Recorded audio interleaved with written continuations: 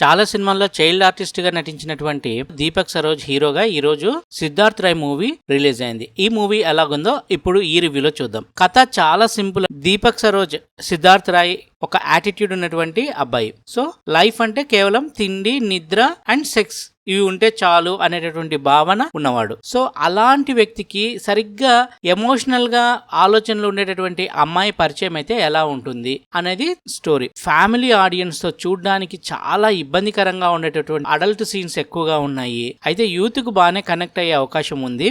Basic line బాగున్నప్పటికీ unnecessary prolongated scenes, adult scenes ఎక్కువ అవడం ఫ్యామిలీ ఆడియన్స్ ని ఖచ్చితంగా ఇబ్బందికి గురి చేస్తాయి. కానీ ఈ మధ్య మరీ ఎక్కువగా యాటిట్యూడ్ ఉన్నటువంటి సినిమాలు ఎక్కువగా రావడం, అదే కోవకు చెందేటటువంటి ఈ సినిమా అంతగా ఆకట్టుకోకపోవచ్చు. బట్ ఈవెన్ దో పెర్ఫార్మెన్స్ వరకు మంచి పెర్ఫార్మెన్స్ ఇచ్చాడు సిద్ధార్థ్ రాయ్ గాని, అదే విధంగా తన్వి నేగి హీరోయిన్ గాని చాలా మంచి పెర్ఫార్మెన్స్ ఇచ్చారు.